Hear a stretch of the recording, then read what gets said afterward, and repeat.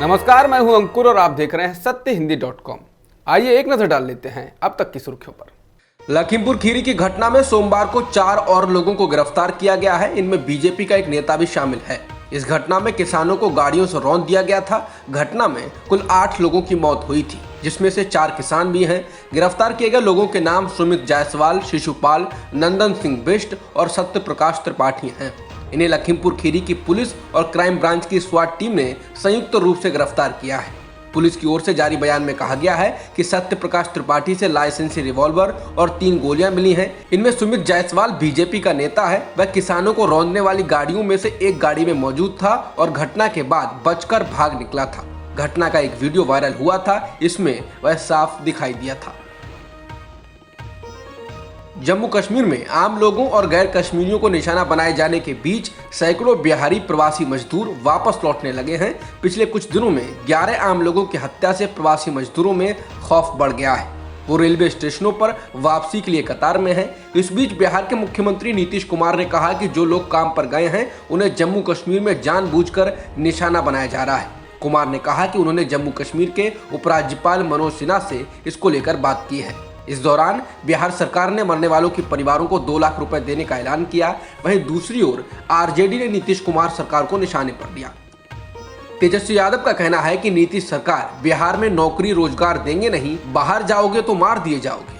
मुख्यमंत्री नीतीश कुमार जी एक बिहारी की जान की कीमत 2 लाख रुपए लगाकर बिना कोई संवेदना प्रकट किए फिर सुषुप्त अवस्था में चले जाएंगे। T20 विश्व कप में होने वाले भारत और पाकिस्तान के बीच मुकाबले पर बीजेपी के नेता सख्त टिप्पणियां कर रहे हैं। इस बीच अब बीजेपी के वरिष्ठ नेता सुब्रमण्यम स्वामी ने भी इस पर प्रतिक्रिया दी है। स्वामी ने अमित शाह के बेटे जय शाह को भी निशाने पर लेते हुए कहा कि टेरर सेल्समैन पाकिस्तान के साथ क्रिकेट मैच कराने की क्या जरूरत है। क्या बीसीसीआई के सचिव जय शाह जानते हैं कि उनके पिता गृहमंत्री के रूप में क्या उपदेश दे रहे हैं? सट्टे से पैसा कमाने वाले दुबई डॉन्स के लिए क्रिकेट खेलना जरूरी है, इसलिए इस क्रिकेट मैच को रद्द करें और देश का सम्मान बचाएं। एआईएमआईएम प्रमुख असदुद्दीन ओवैसी ने हैदराबाद में एक कार्यक्रम के दौरान पीएम मोदी को निशाने पर लिया। उन्होंने कहा कि पीएम मोदी 2 चीजों पर नहीं बोलते, एक पेट्रोल डीजल की आसमान छूती कीमतों पर और दूसरा चीन की भारत में घुसपैठ पर। ओवैसी ने कहा कि पाकिस्तान ने जब पुलवामा किया था तब मोदी ने कहा था कि हम घर में घुसकर मारेंगे, हमने कहा था मारिए, लेकिन अब चीन भारत में बैठा हुआ है और मोदी जी कुछ नहीं कह रहे हैं। ओवैसी ने कहा कि पीएम नरेंद्र मोदी चीन पर बोलने से हमेशा डरते हैं। उन्होंने कहा कि यहाँ तक कि प्रधानमंत्री चाय में चीनी तक नहीं डालते, इस डर से कि कहीं चीन ना निकल जाए। असदुद्दीन ओवैसी ने विश्व कप में होने वाले भारत और पाकिस्तान के मैच को लेकर भी सरकार को घेरा। ओवैसी ने कहा कि हमारे 9 बहादुर जवान कश्मीर में मारे गए हैं और 24 तारीख को भारत पाकिस्तान का T20 मैच होगा। मोदी जी, क्या आपने नहीं कहा था कि भारत के सैनिक मर रहे हैं और मनमोहन सिंह की सरकार पाकिस्तान को बिरयानी खिला रही है? वहीं अब हमारे जवानों की मौत पर T20 खेला जाएगा। ओवैसी ने कहा कि आज पाकिस्तान कश्मीर में भारत के लोगों की जान से T20 खेल रहा है, टारगेट किलिंग कर रहा है, लेकिन आप क्या कर रहे हैं? कश्मीर में हो रही हत्याओं से निपटने के लिए आपके पास कोई नीति नहीं है। सोमवार को भारत, अमेरिका, संयुक्त अरब अमीरात और इजराइल के विदेश मंत्रियों के बीच बैठक हुई। ऑनलाइन आयोजित की गई इस बैठक में मध्य पूर्व और एशिया में आर्थिक और राजनीतिक सहयोग का विस्तार करने और समुद्री सुरक्षा बढ़ाने के तरीकों पर ध्यान केंद्रित किया गया। नए क्वाड के रूप में देखी जा रही इस बैठक को भारत के विदेश मंत्री एस जयशंकर ने ट्वीट कर कहा कि ये फलदायी रही।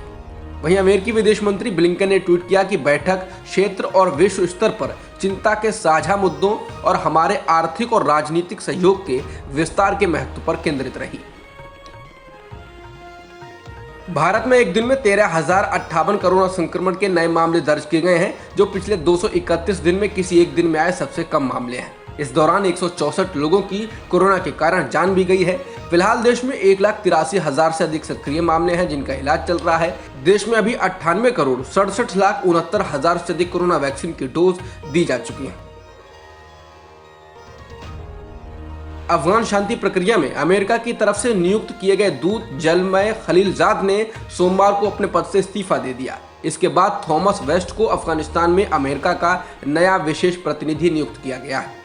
खलीलजाद वह व्यक्ति थे जिन्होंने कतर में तालिबान के साथ बातचीत का नेतृत्व किया, जिसके परिणाम स्वरूप ही तालिबान और पूर्व अमेरिकी राष्ट्रपति डोनाल्ड ट्रंप के बीच मई 2021 तक अमेरिकी सैनिकों को पूरी तरह से वापस लेने के लिए दोहा समझौता हुआ। खलीलजाद की शांति वार्ता के दौरान तालिबान पर पर्याप्त दबाव नहीं डालने के लिए उनकी आलोचना भी की जाती रही है। खलीलजाद पर कई अधिकारियों ने तालिबान से दोस्ती का आरोप लगाया। कई अमेरिकी अधिकारियों ने कहा कि खलीलजाद अमेरिका की राजनयिक विफलताओं का सबसे बड़ा चेहरा हैं। उत्तर कोरिया अंतर्राष्ट्रीय प्रतिबंधों के बावजूद भी लगातार अपने हथियार कार्यक्रम में विकास कर रहा है। इस बीच अब दक्षिण कोरिया और जापान ने दावा किया कि उत्तर कोरिया ने एक अज्ञात मिसाइल को जापान के तट के नजदीक समुद्र में लॉन्च किया। ये लॉन्चिंग सोमवार को उत्तर कोरिया को लेकर परमाणु गतिरोध पर अमेरिका और दक्षिण कोरियाई दूतों की मुलाकात के बाद हुई। इससे पहले भी हाल ही में कई बार उत्तर कोरिया मिसाइलों को लॉन्च करता रहा है। भारतीय क्रिकेट टीम ने टी20 विश्व कप के अपने पहले अभ्यास मैच में इंग्लैंड की टीम को शानदार तरीके से मात दी। भारत ने 1 ओवर के शेष रहते हुए ही इंग्लैंड की ओर से दिए गए 190 रनों के लक्ष्य को हासिल कर लिया और इंग्लैंड को 7 विकेट से हराया। इस दौरान भारत की जीत में ईशान किशन ने 46 गेंदों पर शानदार 70 रनों की पारी खेली, जिसके बाद वो खुद ही रिटायर्ड हो गए। केएल राहुल ने भी 24 गेंदों पर ताबड़तोड़ 51 रन बनाए। गेंदबाजी में भारत के मोहम्मद शमी ने 3 विकेट झटककर इंग्लैंड को बड़े झटके दिए। अब तक की खबरों में इतना ही। बाकी खबरों के लिए बने रहिए सत्यहिंदी.com के साथ। सत्य हिंदी का ऐप डाउनलोड करें गूगल प्ले स्टोर पर।